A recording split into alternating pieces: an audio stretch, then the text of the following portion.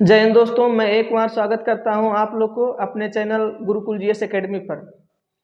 हम लोग पिछले वीडियो में अध्ययन किए थे कि सिंधु घाटी सभ्यता का विस्तार किस पूर्वक हुआ था।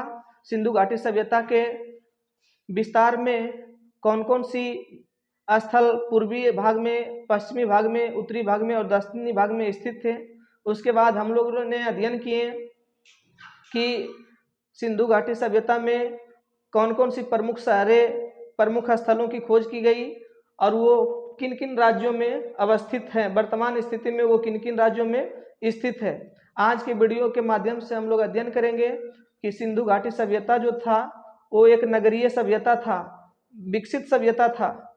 इस तरह से सिंधु घाटी सभ्यता में जो खोजे गए थे प्रमुख नगर, उसमें कौन कौन सी नगर परिपक्व थे, मैचुरेट थे, और उन परिपक्व नगरों में से किन किन वस्तुओं को साक्ष्य प्राप्त हुआ जिसे हमें इतिहास की समझ विकसित होती है।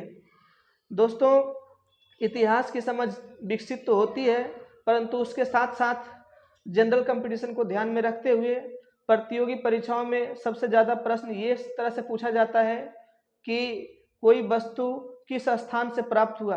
तो आज के वीडियो के माध्यम से हम लोग अध्ययन करेंगे कि उन प्रमुख नगरों से कौन कौन सी वस्तुएं प्राप्त हुई। तो आइए सबसे पहले देखते हैं कि सिंधु घाटी सभ्यता में जो परिपक्व शहर थे, परिपक्व नगर थे, वो मात्र 6 थे। खोजे तो गए थे बहुत और आज भी खोजे जा रहे हैं, जो करंट अफेयर की घटना में पढ़ने को मिलता है, परंतु वो घड़ी 6 प्रमुख नगर थे जो परिपक्व थे। उसमें से मोहनजोदड़ो, हड़प्पा, गनवारीवाला, धौलावीरा, राखीगढ़ी और कालीबंगन थे। 6 गो ही प्रमुख नगर थे जो पूर्ण रूप से परिपक्व थे। अब इन 6 नगरों में देखते हैं कि किन किन वस्तुओं की खोज हुई थी। तो सबसे पहले मोहनजोदड़ो। मोहनजोदड़ो खुदाई तो सबसे पहले हड़प्पा का हुआ था, परंतु मोहनजोदड़ो की बात करें तो मोहनजोदड़ो से नर्तकी की एक कांस्य की मूर्ति प्राप्त हुआ था। दोस्तों, नर्तकी की कांस्य की मूर्ति प्राप्त हुआ था। इससे हम लोग को जानकारी प्राप्त होता है कि सिंधु घाटी सभ्यता जो थी वो एक कांस्य युगीन सभ्यता थी, अर्थात उस सभ्यता में कांस्य का प्रयोग किया जाता था जिससे कि नर्तकी का मूर्ति बनाया गया था। अब सवाल यहाँ पर इस तरह से उत्पन्न होती है कि क्या वह सभ्यता में लोहे का खोज हुआ था? तो इसका आंसर होगा नहीं। लोहे से ऐसी कोई वस्तु जो बनी हो उसका प्रयोग नहीं हुआ था, क्योंकि लोहा का खोज हुआ ही नहीं था। जनरल कंपटीशन में एक महत्वपूर्ण सवाल बन के आते हैं कि क्या सिंधु सभ्यता के लोग तलवार से परिचित थे? इसका आंसर होगा बिल्कुल नहीं, ना तलवार से ना कुल्हाड़ी से। इस तरह से लोहे से बनी वस्तुएं से बिल्कुल परिचित नहीं थे। क्यों? क्योंकि मोहनजोदड़ो से कांस्य की मूर्ति प्राप्त हुआ था, अर्थात इसका मतलब है कि सिंधु घाटी सभ्यता में कांस्य का प्रयोग हुआ करता था। सिंधु घाटी सभ्यता के लोग कांस्य से परिचित थे, लोहे से परिचित नहीं थे। उसके बाद अन्नागार प्राप्त हुआ था।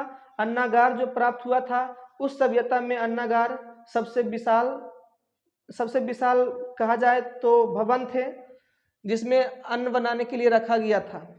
उसके बाद स्नानागार। आज भी जो हम लोग सिंधु घाटी सभ्यता के कॉन्सेप्ट को अपनाते हैं, जो स्नानागार बनाते हैं, जो स्विमिंग पूल बनाते हैं, वो उन्हीं का देन है, स्नानागार।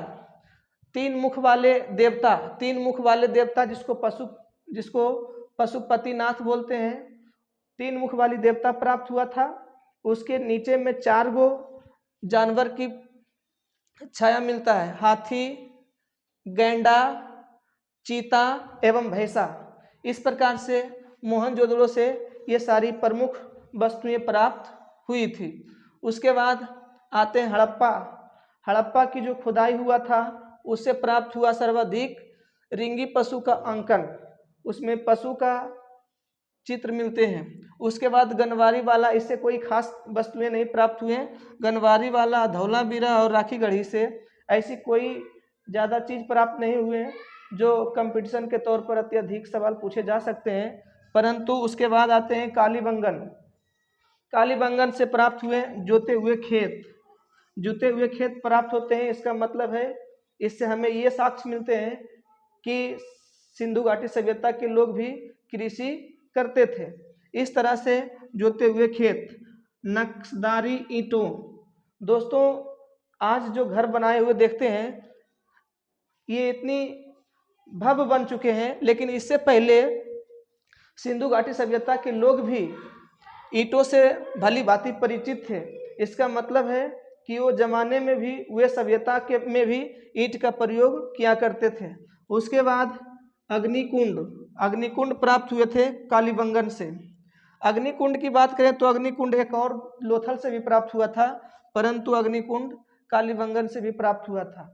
इस तरह से अग्निकुंड यह बताती है कि उस सभ्यता में जग जैसे पूजा पाठ की कार्यक्रम को दर्शाते हैं। इस तरह से अग्निकुंड से हमें मालूम पड़ते हैं।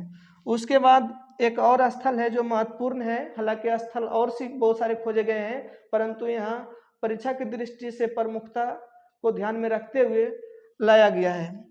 लोथल एक बंदरगाह था। सिंधु घाटी सभ्यता में दो मात्र बंदरगाह थे, एक लोथल और एक सुतकोतदा। ये दोनों बंदरगाह थे, इसलिए यहाँ से ज्यादा व्यापार हुआ करते थे। एक सवाल आते हैं कि निम्नलिखित में किससे अत्यधिक व्यापार हुआ करता था, तो यहाँ पर एक लोथल से व्यापार हुआ करता था, क्योंकि वह एक बंदरगाह था।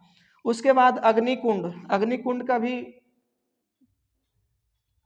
का भी प्रमाण मिला है लोथल से। उसके बाद मनके बनाने का कारखाना, मनके मतलब क्या होता है, जो मिट्टी का बर्तन बनाते हैं उसी को बोलते हैं मनके बनाने का कारखाना। मनके बनाने का कारखाना भी लोथल से मिले थे। उसके बाद चावल के दाने की भी प्राप्ति लोथल से हुए थे। लोथल से एक और चीज प्राप्त हुआ था, सैंधव कालीन घोड़े के अस्थि पंजर। लोथल से घोड़े का एक अस्थि पंजर प्राप्त हुए थे। इस प्रकार से यह दर्शाता है कि सिंधु घाटी सभ्यता के लोग घोड़े का भी प्रयोग करते थे। घोड़े का प्रयोग करते होंगे तो इसका मतलब है कि घोड़े से लोग व्यापार करते होंगे या घुड़सवारी भी करते होंगे। इस तरह से इन सारी चीज़ों से इतिहास की समझ विकसित होती है। तो आज की क्लास यहीं तक। हम अगले वीडियो में लेकर के आएंगे कि वर्तमान स्थिति में सिंधु घाटी सभ्यता के और कौन कौन सी प्रमुख जो मिले हैं, जो करेंट अफेयर्स की घटना में आते हैं। थैंक यू, धन्यवाद।